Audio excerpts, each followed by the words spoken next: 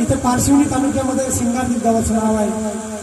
कणा नदीच्या तीरावर धीवर समाजाचा सेवक मार्गात यायच्या अगोदर कसं होतं आणि मार्गात आल्यावर काय घडलं आणि मार्गात येऊनही 15 वर्षे मार्गात राहून त्याची जीवनगाथा कशी संपली हे तुम्हाला या अनुभवातून या अनुभवगीतातून लक्षात येईल. वाजवणं सत्य घटना आहे आणि म्हणून तुमच्या समोर हे गीत मी सादर करत आहे. सांगा लवकर लवकर. हा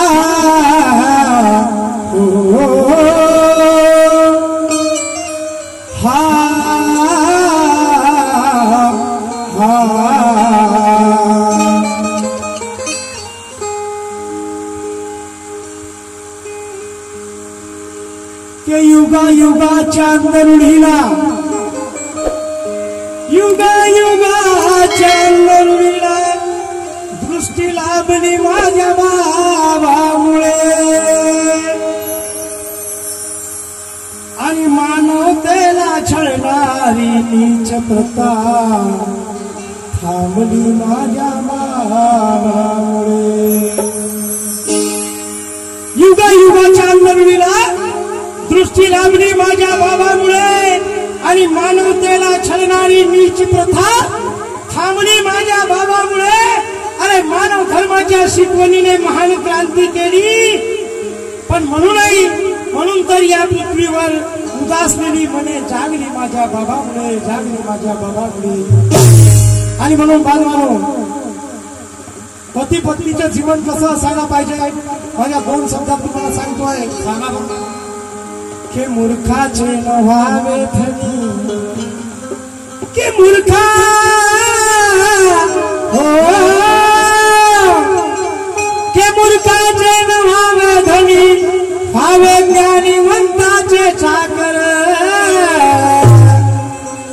आणि अपमानाची पुरणपोळी नको बाई खावी सन्मानाची भाकर. मूर्खाचे धनी होऊ नका व्हावे ज्ञानीवंताचे चौकर नौकर आणि अपमानाची पुरणपोळी खाऊ नका खावे सन्मानाची भाकर.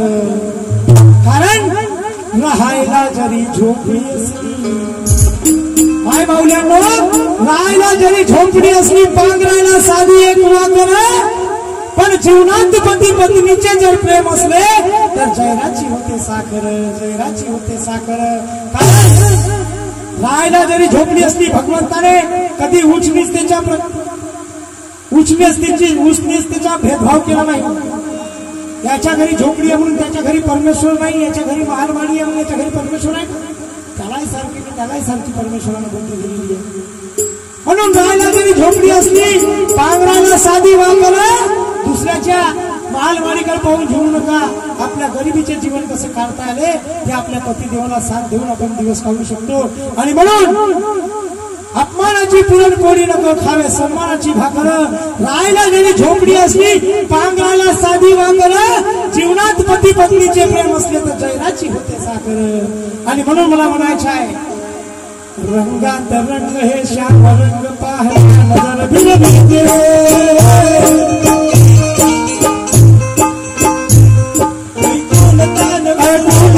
विसरून भान माझ्या कुणाची बघते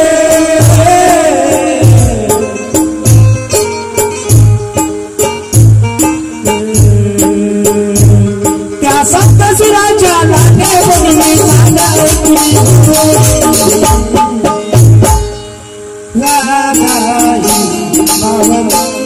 हरी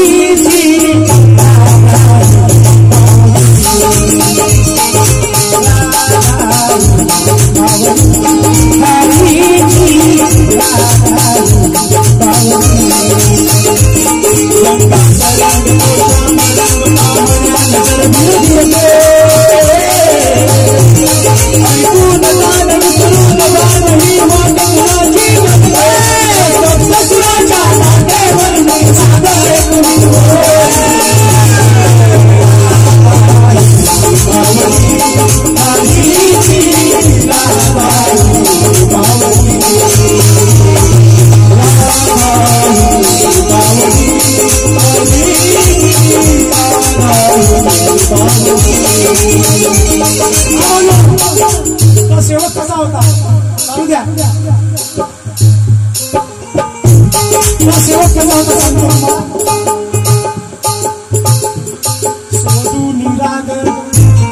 सोडून राग करून त्याग हा सेवक बाबाचा झाला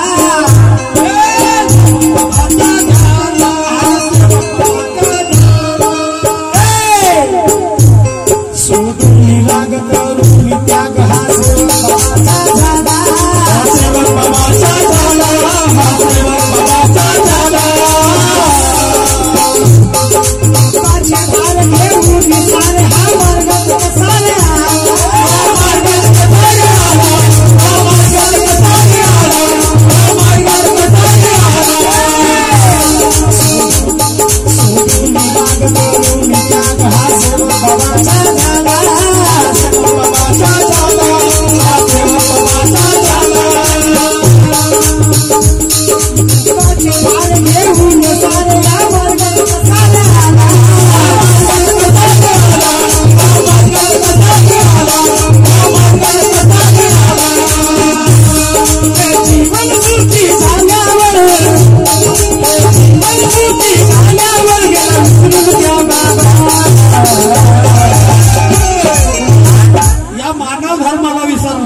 या बाबाच्या मार्गाला विसरला हा खराच आहे हे जीवन सुखी झाल्यावर हे जीवन सुखी झाल्यावर गेला या बाबाला आणि जो विसरला तो संपला लक्षात घ्या बाबाच्या पुण्याला ज्याला विसरलं माझे जीवन काय होते मार्गात यायच्या अगोदर काय होते मार्गात आल्यावर काय झालेलं आता काय आहे हे ज्याने दिवस विसरले तो या संपला समजून घ्या आणि म्हणून असाच तो सेवक घडला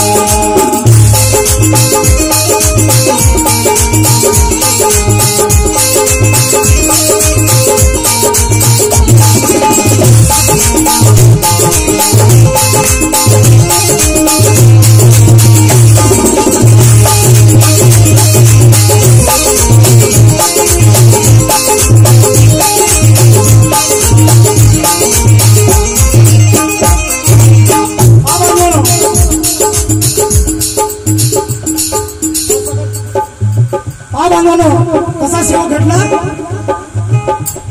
हे ऐका ऐका ऐका तुम्हा सांगतो ऐका तुम्हा सांगतो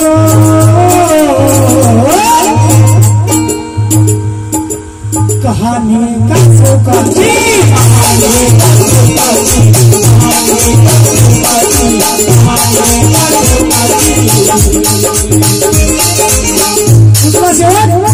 सिंगार रामाजी रामाजी उकेल डोळ्याने त्या सेवकाचं नाव. आणि म्हणून ऐका तू मला सांगतो, ऐका तू मला सांगतो बाई कहाणी का सांगायची,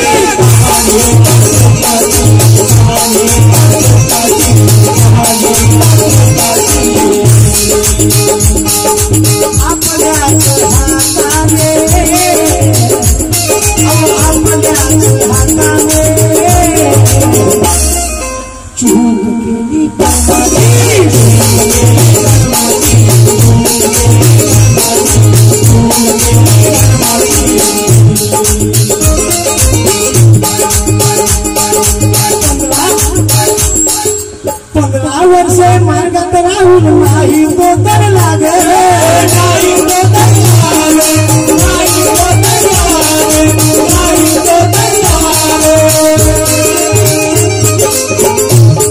आणि पत्नीच्या रागाने, पत्नीच्या रागाने भाऊ मार्ग तो भुलला रे, मार्ग तो भुलला रे, मार्ग तो भुलला रे, मार्ग तो भुलला रे.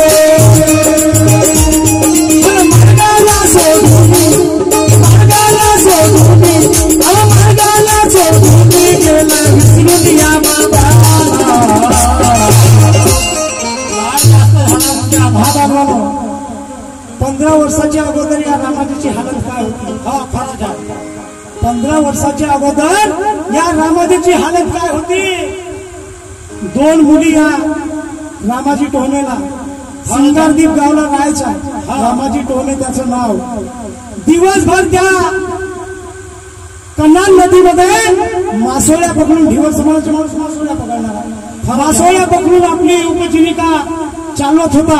100 रुपयाच्या मासोळ्या विकल्या तर 50-60 रुपयाची पहिले दारू प्यायची. खरंच आणि 20 रुपयाचे भाजीपाला ना 20 रुपयाचे तांदूळ रोज घेऊन जायचा घरी आपल्या बायकोला स्वयंपाक करायचा. आणि ढिवराचे घर गावाच्या एका शेजारावर राहतात आणि गवताची झोपडी. त्याला काय पाहायला लागत होतं. 100 रुपयाच्या मासोळ्या पकडायची आहेत, 60 रुपयाची दारू प्यायची आहे, 20 रुपयाचा भाजीपाला 20 रुपयाचे तांदूळ. असा उपजीविका चालवणारा त्याच्या बायकोच्या मनात आलं, म्हणे माझा नवरा दारोडे आहे, 100 रुपयाच्या मासोळ्या पकडतो, दारूत पैसा उडवतो, या घराचं संगोपन कसं होईल.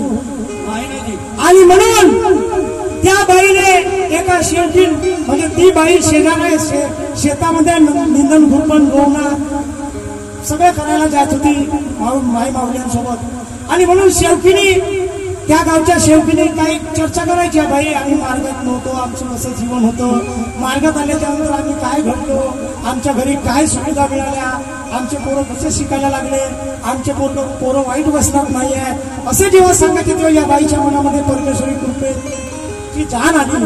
आणि म्हणून हिने आपल्या मनात विचार केला, मी अगर बाबाच्या मार्गात गेलो तर माझा घरघराने दारुडे आहे, सुखी होऊन जाईल माझा संसार. म्हणून ही आपल्या घरघराच्या मागे लागली, आपल्या घरवाल्याच्या मागे लागली. आणि म्हणून 15 वर्षाच्या अगोदर तिने या मार्गाचा ध्यास केला आणि आपल्या घरवाल्याला मार्गात आणलं.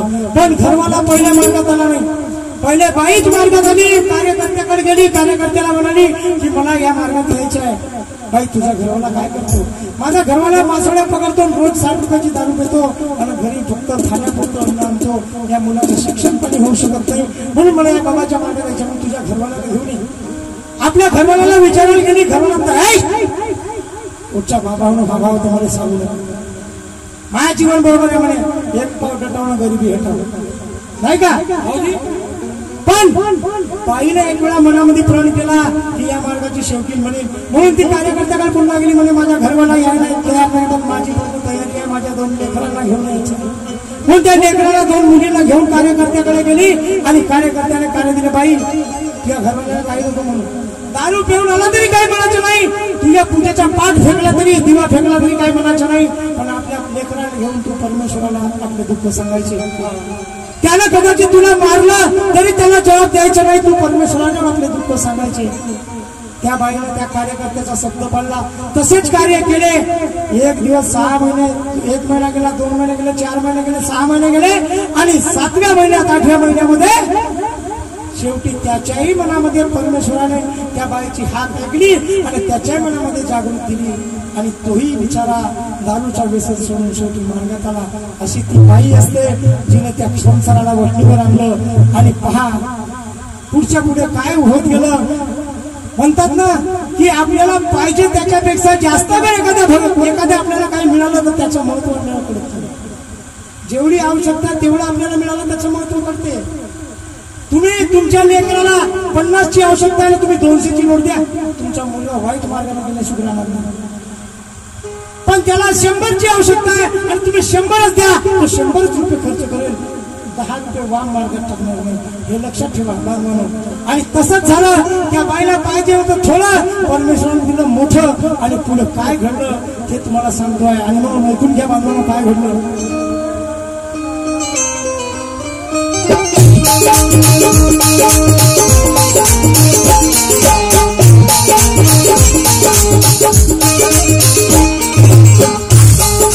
पत्नीचे 15 वर्षे मार्गात राहून नाही तो तरला रे, नाही तो तरला रे, नाही तो तरला रे, नाही तो तरला रे. आणि पत्नीचे हाय गुण भाऊ, पत्नीच्या रागाने भाऊ मार्गात भुलला रे, मार्गात भुलला रे, मार्गात भुलला रे, मार्गात भुलला रे. हे मार्गाला सोडून या मार्गाला सोडून गेला विसरून चुकला रे मला तो आपल्या चुकला रे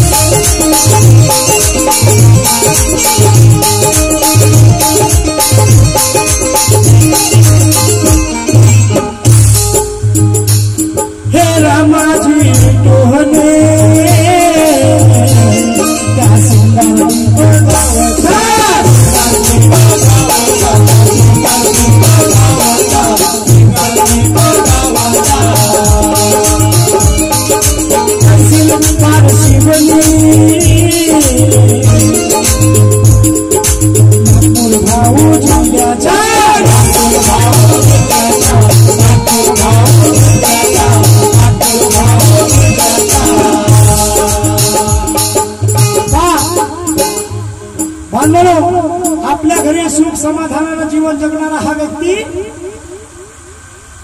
त्या बाईच्या परिश्रमाने मार्गात आला. 15 वर्ष झाली मार्गाने. आणि या बाईला वाटलं की आम्हाला परमेश्वराच्या कृपेने आता खूप काही मिळालं. खरंच आहे ना. गवताची झोपडी स्लॅब झाला म्हणते. गवताची झोपडी स्लॅबचं घर झालं. झोपायला खाट नव्हती मिळत, दिवाण पलंग घरी आलं. थंड पाण्याचा माठ नसीब नव्हता, फ्रीज आला. खरंच आहे. पहा सर्व सुख सुविधा, सोफा सेट, पलंग, दिवाण साऱ्या गोष्टी झाल्या. चंगा एकदम साऱ्या गोष्टी मिळल्या. बिलकुल म्हणजे त्याला त्याचा मासोळ्या पकडण्याचा जो व्यवसाय होता तो व्यवसाय वाटला. 1000च्या 2000च्या 5000च्या मासोळ्या विकू लागल्या बाजारात. आणि शोध कमी झाला, दारूच्या व्यसन बंद झाला. त्याच्यामुळे पूर्णचा पूर्ण पैसा बाईच्या हातात. आणि बाई दर महिन्याला काय घेते, काय ठेवते, काय सांगू नका. आणि ह्या गोष्टी मात्र ती जे निंदन खुरपण करायला जात होती, ज्या शेवकीने तिच्या कानावर टाकत होत्या, त्या शेवकणी बरोबर त्या सगळ्याच बायाजवळ ती सांगत होती. पहा प्रत्येक बाईची, माझी पत्नी असो, माझी बहीण असो, माझी आई असो किंवा तुम्ही शेवकिनी असो, प्रत्येक शेवकिनीची कोणी ना कोणी एक जीवभावाची मैत्रीण असते. जी बाई आपल्या पतिदेवाजवळ कमी गोष्टी पण त्या जीवभावाच्या मैत्रिणीजवळ जास्त गोष्टी सांगते. माई बायको सांगते, ती बायको सांगते का? नाही मला सांगताना दिसली. ती बायको तुझ्या समोर सांगते. हा ते निंदावली जाते तर तुम्ही पेंड्या फेकावली जाते. नाही मला विश्वास आहे ना तिचा. म्हणजे एवढा बायको डोळे ढकून विश्वास करणार शेवटी. माझ्यासारखा सेवकच नाही. अरे रामाजी तुझ्यासारखाच विश्वास करत होता. हा रामाजी डोळे आई बायकोवर एवढाच विश्वास करत होता, पण त्याची बायको त्याच्या बायकोची एक मैत्री अनेक वाली होती. नाही ते मैत्रीण नसत कोण होती? अरे कुटुंबाई असत. कशी कशी कशी कशी फोडलं नाही म्हणून ते कुटुंबाई कुटुंबाई. आणि म्हणून आपल्याला आपल्याशी मैत्री, आपल्याशी दोस्ती, आपल्याशी सखूबाई करायची असेल तर त्या बाईला ओळख करायची. हा ऐका, सखूबाई करा कुटुंबाई करायचं नाही. पहा ही बाई त्या मैत्रिणीवर इतकी विश्वास करायची त्या शेवकिनी बाईच्या याने साथ सोडला. त्या अनेक वाली बाईच्या सोबतीला राहायला सुरुवात केली. पण सोबती अनेक वाली बाई जी होती ते अनेक वाली होती, पण तिच्या घरी 17 रंगाचं देवांगण होतं. ते थोडीशी जाणीवुनी होती. आणि म्हणून ही बाई त्या बाईजवळ सांगायची, पहा पहिले शेवकिनी बरोबर जेवण करायची, पण काही दिवसानं त्या बाईच्या सोबत मैत्री होत गेली. त्या शेवकिनी पासून त्या दूर होत गेली आणि त्या शेवकिनी बाई सोबत मला जेवण करायला बसायची. निंदन कुर्बन करायला जाताना, रोवणं धुवणं घालायला जाताना. आणि प्रत्येक गोष्ट त्या अनेक वेळा बाईजवळ काय सांगायची, म्हणे बाई मी मार्गात यायच्या शेवकिनी बाईच्या गोष्टीवरून ती मार्गात आली, पण आता पहा मार्गातून कशी बुद्धी त्या बाईची वेगवेगळी जातो हे लक्षात घ्या. आपलं डोकं कसं असायला पाहिजे आणि कसं नसायला पाहिजे हे सांगतोय. तेव्हा ती अनेक वेळा बाईजवळ काय सांगायची, म्हणे बाई मी मार्गात यायच्या अगोदर माझ्या घरच्या बागीच्या पप्पा 100ची रोजी करायचे, 100च्या मासोळ्या विकायचे, 60 रुपयाची दारू प्यायचे, 20 रुपयाचं भाजीपाला, 20 रुपयाच्या घराचं सामान चालले का घर. पण म्हणे बाई मी या बाबाच्या मार्गात आलो, सुख समाधानी जीवन झाला. 100ची रोजी 1000वर गेली, 1000ची 2000वर गेली, 5000वर गेली. माझ्या घरामध्ये राहायला बसायला खुर्ची नव्हती, दिवाण सोफा पलंग आला. झोपायला खाट नव्हती मिळत, सोफा दिवाण पलंग आला. आणि माझ्या घरामध्ये फ्रीज, साऱ्या गोष्टी. आणि काय सांगू म्हणे बाई या वर्षी माझा घरवाला 50,000 रुपये खर्च करून मला सोन्याचा हार बनवून देणार होता. मंगळसूत्र सोन्याचं. आता काड्या वाड्याचा जमाना राहिला, सोन्याचा जमाना राहिला नाही का? खरंच आहे ना. तुम्ही बनवून दिला का आपल्या बायकोला? नाही बनवून काऊन म्हणतात? म्हणजे आपली ते माकडी लोकांची दीड पाहिली का? आता माई येते सांगत नको जा. काऊन? पण सांगतो मला ह्या गोष्टी जेव्हा त्या अनेक वाल्या बाईजवळ सांगायची तेव्हा त्या अनेक वाल्या बाईच्या मनामध्ये जलन निर्माण व्हायची. कारण त्या बाईच्या घरी तेवढ्या सुखसुविधा नव्हत्या. म्हणजे बापरे खूप सांगते म्हणे या मार्गात आली तर मार्गाच्या गोष्टी, बाबाच्या गोष्टी. म्हणजे का म्हणे एखाद दिवस तू माझ्या हातात ये, मी तुझ्या पलटवून देतो म्हणे गेम कसा राहते. पण बाईच्या मनामध्ये आस मोठी. पहा ज्याच्या जवळ गाडी सायकल असेल त्याला स्कूटर पाहिजे, स्कूटर असेल तर बायसिकल पाहिजे. म्हणजे काय का बाईक पाहिजे. आणि बाईक असेल तर मारुती पाहिजे, मारुती असेल तर डिझायर पाहिजे नाही का. अशा इच्छा आकांक्षा वाढत राहतात, इच्छा कधी थांबत नसतात. म्हणून या बाईला 2 मुली असल्यावरही ती आपल्या घरवाल्याच्या मागे लागते. म्हणे पती देवा काही म्हणा म्हणे 2 मुली आहेत पण हा बाहेरचा धन एक तरी या एवढ्या महान मालीच्या एवढं परमेश्वरानं सुख सुविधा दिल्या म्हणे एक तरी आपल्या घराला नाकाने दिवा. ह्या बाबाची फोटो आहे म्हणे, तुम्ही गेल्यानंतर दिवा लावणारा माळ झोपणारा तर कोणी पाहिजे म्हणून एक लेकरू असं मला पाहिजे असं माझी इच्छा आहे म्हणे. पहा दोघा पती पत्नीने विचार केला, परमेश्वराला येऊन मागितलं. बाई 6 महिन्याची गरोदर आणि गरोदर असताना तेच निदान कुर्बान करत असताना त्याच बाईला सांगते म्हणे बाई 8 दिवसापासून माझ्या पोटात दुखते हो, येणं उद्या भरा करमा. म्हणे आता बाई ना हातात केसी. पहा केस तेवढं मिसळ या बाईला. बाईच्या पोटात दुखणं होतं नव्हतं ते परमेश्वराला माहीत. पण सखूबाई इतकी महत्वाची होती की प्रत्येक घरी काय खाल्लं, काय ठेवलं, रात्री काय झालं ना काय नाही झालं, प्रत्येक गोष्ट त्या बाईजवळ सांगायची म्हणजे सांगायची. आणि त्या बाईनं ह्या सगळ्या गोष्टी ऐकून तिचं घर घेतलं म्हणजे तिच्या मनावर कब्जा केला. त्या बाईच्या पोटाला हात लावून पाहते म्हणे बाई जे तुझ्या पोटामध्ये बाळ वाढताय ना म्हणे ते तुझ्या जीवाचं काळ आहे. हे जन्माला आलं का तुलाच तू संपलीच म्हणे. पहा त्या बाईच्या मनामध्ये धाक निर्माण झाला, पण त्या बाईच्या डोक्यात एवढं नाही आलं की मी ज्या परमेश्वराची शेवकी नाही, ज्या परमेश्वराच्या चरणी मी गेली आहे, हे दुःख मी माझ्या परमेश्वराला सांगितलं तर माझ्या परमेश्वरानं ज्या परिस्थितीमध्ये मला आज आणलं त्याच परिस्थितीत तो परमेश्वर मला साथ देईल, माझे दुःख दूर करेल आणि मला पुत्र संतान प्राप्त करून देईल. हे त्या डोक्याच्या बाईच्या डोक्यातून गेलं आणि बाईने सर्व घटोळा केला. आणि पहा त्या बाईने त्याच सायंकाळी तिच्या मनामध्ये धाक शिरला. म्हणजे 8 दिवसापासून या परमेश्वराचं तीर्थ घेतात. कधी कधी परमेश्वर आपली परीक्षा पाहतो. आपण म्हणतो तेच झालं असं होईल का? आपल्या हातून काही चुका घडल्या तोपर्यंत त्या चुकाची सोडवणूक होणार नाही, तोपर्यंत परमेश्वर आपल्याला साथ देणार नाही, आपल्याला योग देणार नाही, हे आपण विसरता कामा नये. आणि ते बाई त्या दिवशी सायंकाळी त्या बाईच्या घरी गेली. त्या बाईने तिने आपल्या घरच्या देवऱ्यावर नेलं. त्या देवऱ्यावर 17-33 कोटी देवाचं जे काही रक्षा होती त्या बाईच्या पोटाला लावून दिलं. आणि त्या बाईच्या पोटाला तिला धागा बांधून बाई म्हणे आपल्या घरवाल्याला नको सांगू नका, तुझ्या सुद्धा जगाशी राहिला. बाईच्या मनात आणखी भीती निर्माण झाली. पुढे काय घडलंय का?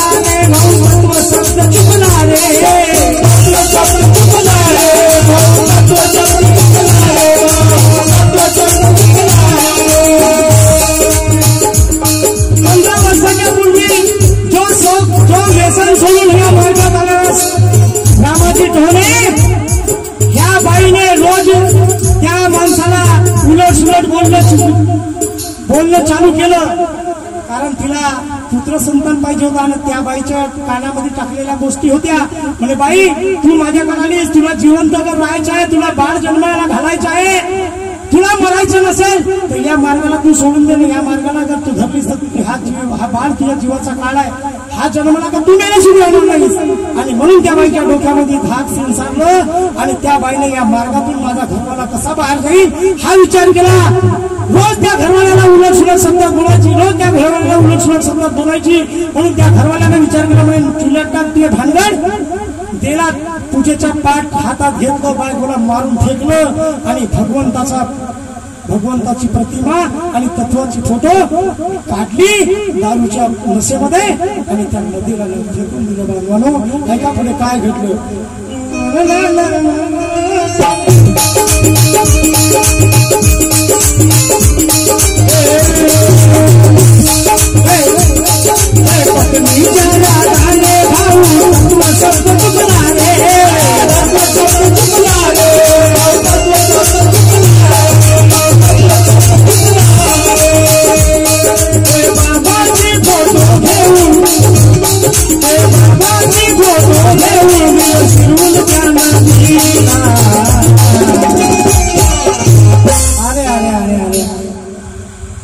किती वाईट झालं.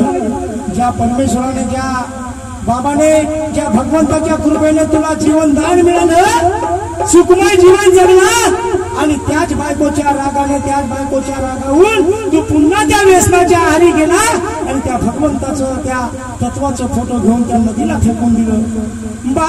आणि बाबाची फोटो घेऊन, बाबाची फोटो घेऊन फेकून त्या नदीला. चुकला रे कर्माला,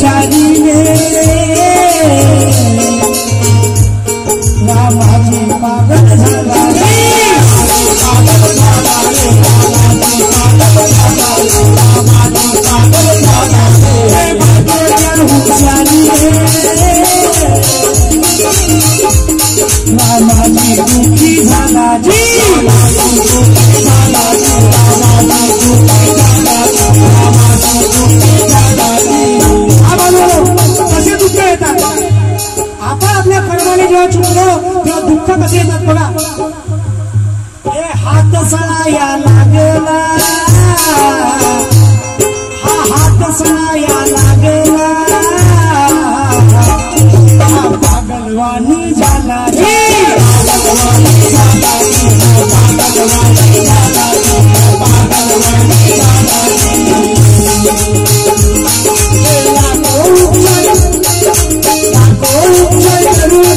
आराम नाही जीवाला, आराम नाही जीवाला, आराम नाही जीवाला, आराम नाही जीवाला. कसं जेव्हा बाबाची फोटो त्या नदीमध्ये जाऊन फेकलं आणि फेकल्याच्या नंतर 6 महिने व्यवस्थित राहिला. दारूच्या नशेत जेवढं काही आपल्या जवळ होतं ते खर्च करायचं आणि दारू पिऊन राहायचं. बायकोही तिकडे खुश झाली. त्या अनेक वेळा सखूबाईनं तिच्या घरामध्ये आग लावून दिलं, तिच्या घरातला तांडव फेकून दिला आणि त्या बाईची संगत तोडून टाकली. म्हणे आता तू बाहेर नको घेऊ, नाही तर तुझ्या नवरा मुले पेटवून टाकून तुझ्या घरच्यात बाबाची फोटो फेकलं आणि तुला मारझोड केलं, तुझ्या नवरा माझ्यासोबत राहशील तर म्हणे पेटवून टाका, तू बाई आपल्या घरची मी आपल्या घरची. पहा, ज्या लेकरासाठी बाईनं एवढं काही तांडव केलं, तो बाळही जन्माला येऊ शकला नाही. 7व्या महिन्यामध्येच तो पडून गेला. भगवंतानं दिलेला फळ तिला मिळू शकला नाही, कारण बाबाची बेईमानी. आणि म्हणून एक दिवस मासोळ्या पकडायला गेला, त्याच्या हाताला पाण्यामध्ये काहीतरी रुतण्याचा भास झाला आणि त्याच्या बोटाला पॉयझन झाला.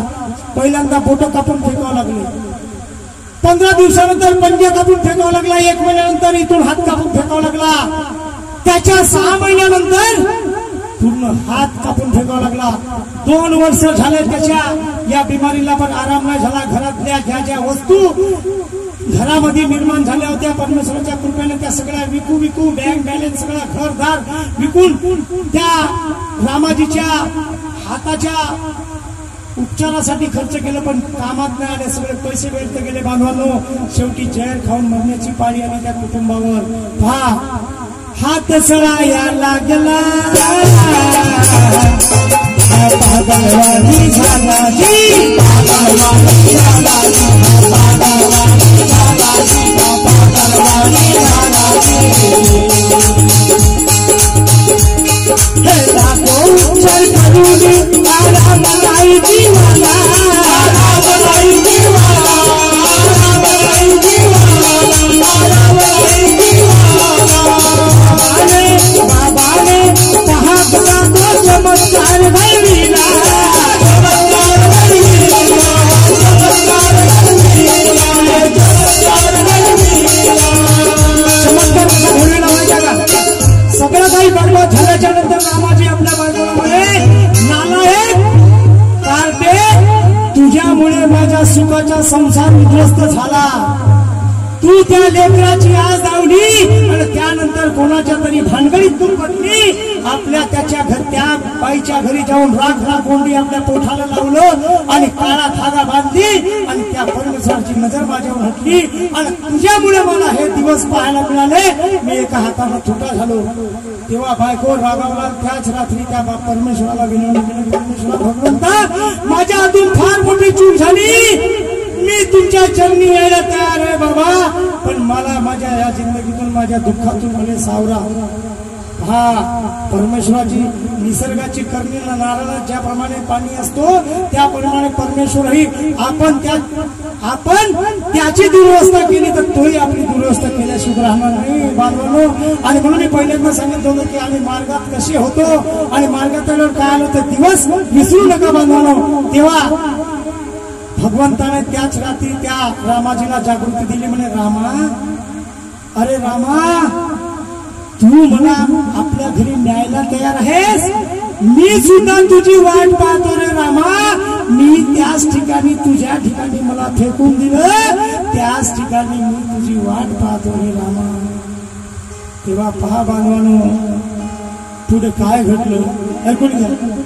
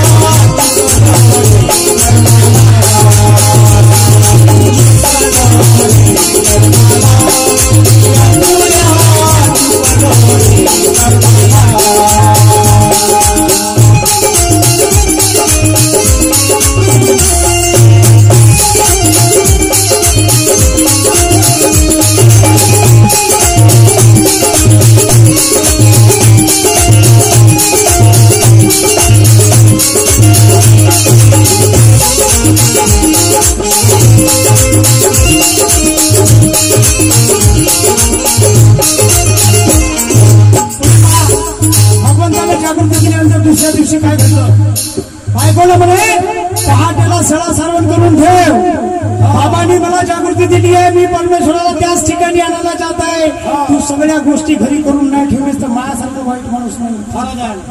आता बायकोची सगळे काही हे जे काही पैशाची गरमी आली होती ते गरमी उतरून गेली त्या शेवटीची. आणि नवरा म्हणेल त्या पद्धतीने ती सकाळी पहाटेला 3 वाजता उठली आणि आपल्या सळ्या सारवण्याला लागली. बिचाराने आंघोळ केली, 3 वाजता आंघोळ केली आणि निघाला नदीकडे, ज्या ठिकाणी त्याने फुकून ठेवली होती. पहा परमेश्वराचा काय चमत्कार घडला, सत्य घटना आहे बांधवानो. 2 वर्षाचा काळ गेला ज्यावेळी ती फोटो फेकून दिली. ह्या 2 वर्षामध्ये त्या कनाल नदीला किती पूर आला असेल, सुकली नदी असेल, किती ढोरं वासरा गेले असतील, किती धुणाऱ्या बाया त्या ठिकाणी गेल्या असतील, किती मासोळ्या पकडणारे ढिवर त्या ठिकाणी गेले असतील. पण ती परमेश्वराची भगवंताची फोटो आणि तत्वाची फोटो कोणाला दिसू शकली नाही. पण ज्या दिवशी या रामाजीने परमेश्वराची विनवणी केली, त्या परमेश्वराला चमत्कार घडवला, त्या दिवशी मात्र पहाटेला 4 वाजता ती फोटो पाण्यावर तरंगत होती. केवढी मोठी कृपा परमेश्वराची. मनात भगवंताच्या घडवणे काय होतं आणि रामाजीची जिंदगी कुठं जाणार होती. पहा बांधवानो, जेव्हा हा सवारी नदीकडे जातो तेव्हा त्या फोटो त्याला पाण्यावर तरंगताना दिसतात आणि पाण्यावर तरंगत असताना हा रामाजी त्या फोटोच्या मागे कसा लागतो आणि परमेश्वर त्याला कुठे नेतो हे लक्षात घ्या, ऐकून घ्या.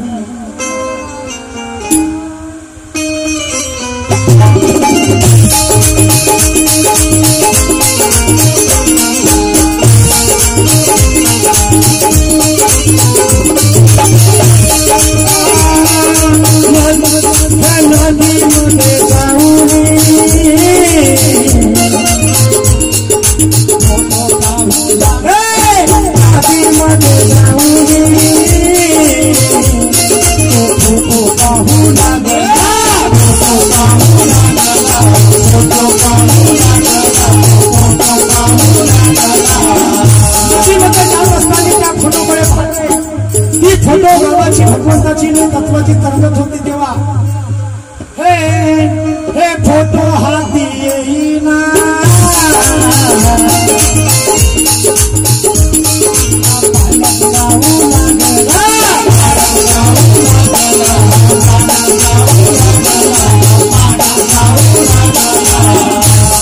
ही फोटो पकडायसाठी हा पाण्यात जातो. पण याला त्या पाण्याचा भान नाही, त्याला फोटोचा भान होता, कारण फोटो घरी घ्यायची होती. आणि म्हणून पहिल्यांदा गुडघाभर पाणी झाला, त्यानंतर मांडीवर पाणी झाला, त्यानंतर टोंगऱ्यावर पाणी झाला, मांडीवर पाणी झाला, कंबरवर पाणी झाला, बेंबीभर पाणी झाला, छातीपर्यंत पाणी आला, हातापर्यंत पाणी आला, गळ्यापर्यंत पाणी आला, तोंडातही पाणी जाऊ लागला. पण पाण्याचा भान नाही त्याला. फोटोचा परमेश्वराच्या मनात घडवणे काय होतं, ज्याने अति केलं त्याची या मार्गात माती झाल्या सुधारणार नाही बांधवांना. आणि म्हणून मार्गाच्या रूपरेषेने मार्गाच्या तत्वशब्द नियमाने आम्ही वागलो तर कोणी आमच्या मला भाग करणार नाही अशी बाबाची शिकवण होती. माझ्या मार्गात येणारा माणूस हाय, माझ्या मार्गात येणारा सेवक कधी गरीब आणि दुर्दैवी आणि दारिद्र्यात जीवन जगू शकत नाही. आणि जो दारिद्र्यात गरिबी जीवन जगेल तो त्या आपल्या कर्माने चुकेल, तोच या मार्गात गरिबीचे जीवन जगेल, असे बाबाचे भगवंताचे शब्द आहेत. आणि मग बांधवानो, फोटो हाती येईना,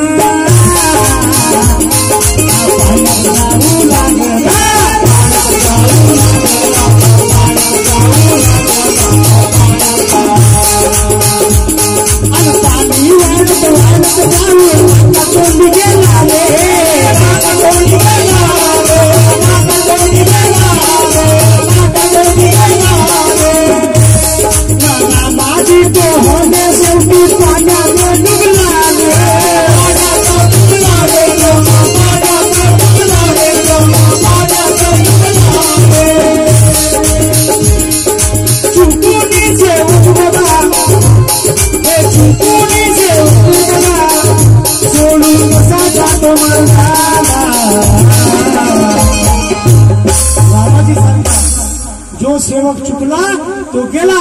आणि म्हणून चुकून सेवक पहा सोडून कसा जातो या मार्गाला, चुकला चुकला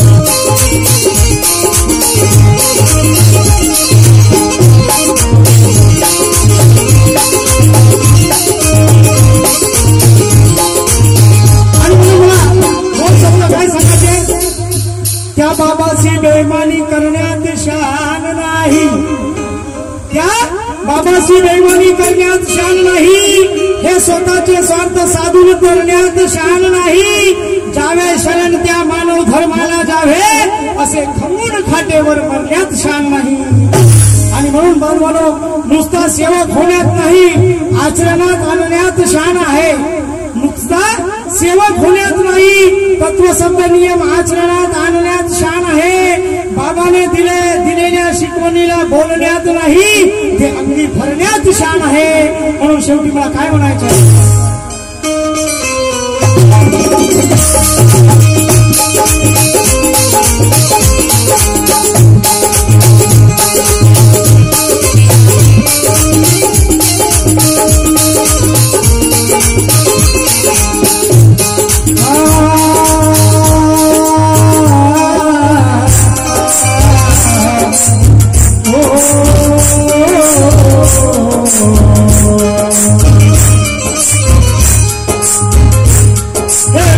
शंकर सांगतो तुम्हाला समजावून,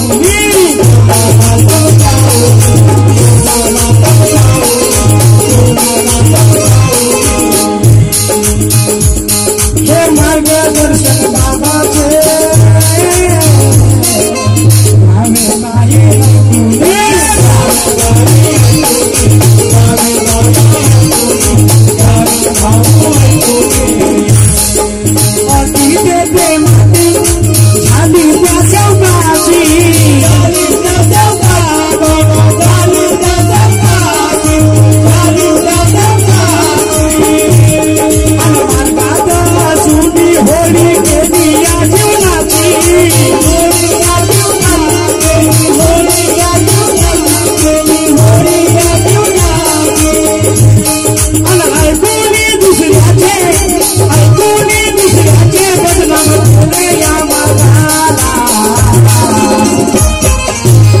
मार्ग कधी बदनाम झाला का? पण तुमच्या आमच्यासारख्या सेवकांनी एक दुसऱ्याचे ऐकून या मार्गाला आम्ही बदनाम केलो बांधवा, आणि ऐकून दुसऱ्याचे बदनाम केले या मार्गाला.